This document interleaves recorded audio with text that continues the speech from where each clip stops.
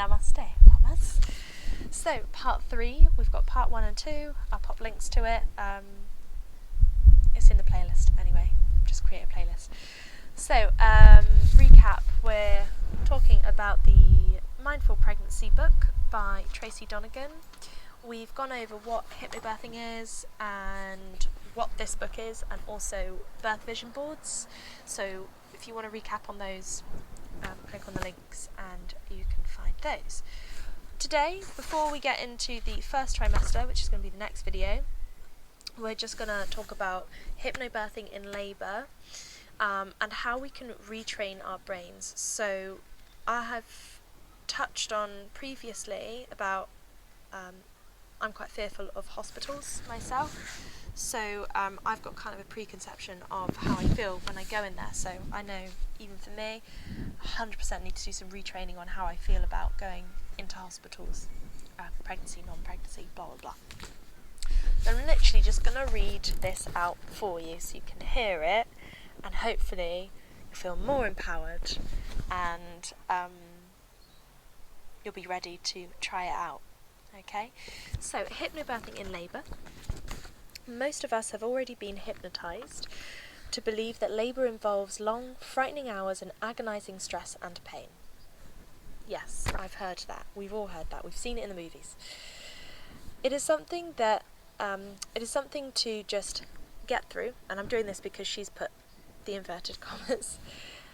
Women haven't lost the ability to give birth instinctively. But in this world of constant distraction and stress, many parents have lost the ability to intentionally remain calm during physically and mentally demanding challenges, such as labour and birth. Hypnobirthing retrains your brain so that you expect your baby's birth will be an empowering experience rather than a traumatic one. It is an off switch for adrenaline. And adrenaline is a chemical messenger that kicks in when you're afraid. It tightens your muscles and is known to make labour longer and more painful.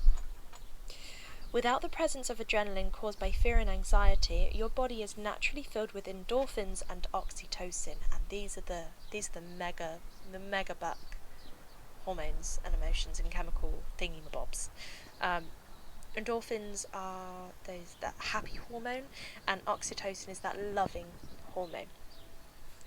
You make your own epidural and your natural pain relievers. It's worth watching a video of mothers using hypnobirthing techniques. As they are awake, they're alert, they're incredibly focused, and even joking between surges. In fact, these inspiring videos are almost strange to watch, as we're just not used to seeing birth as such a positive, quiet, calm, and uplifting experience. You will always be aware of what is happening to you and around you, and never detach from the experience, which is a common misconception. So, a little bit of a recap to the first video we did. There's this thought, or we have been hypnotised to think that hypnosis is where you're under a trance and you're not conscious of anything going on, you're not in control. But hypnobirthing and hypnosis, it's not like that. Okay, we're just going to remove that away because we are in full control, completely in control of ourselves. So, how do I do it? Practice the hypnobirthing exercises in this book regularly, which I'll go through. In addition, use an app. There's an app with this, or a CD, which you can find more relaxing, or take a class. Maybe come to my classes. When practicing the exercises, allow your mind to drift off into relaxation. You may not hear all of the content, but as long as your stress levels reduce over the weeks, you're doing it right. If you do want to find a class, get advice from other mothers and choose carefully so that you find one that will help you to have the best pregnancy and labour experience as possible. And I can put you in touch with other hypnobirthing specialists as well, because I'm not trained in hypnobirthing, trained in prenatal yoga, which includes hypnobirthing techniques, but it's not hypnobirthing as a whole. So, big question, is it safe? Really, really important. Hypnobirthing is considered a safe practice during pregnancy, but If you find any of the experiences bring up difficult emotions, stop and talk to your healthcare provider. So if any imagery, any techniques you find are triggering you, be mindful of that and check in with your healthcare provider just to see if it's the right thing for you. Your body will always tell you what's right.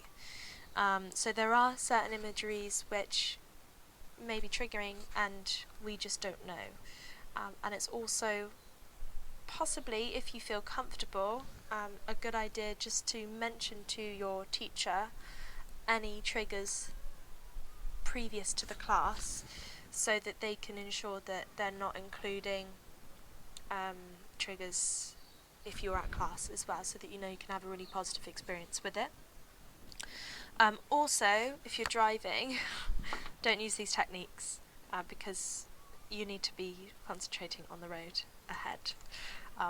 So yeah, that's basically that, and I'm going to get into the first trimester in the next video.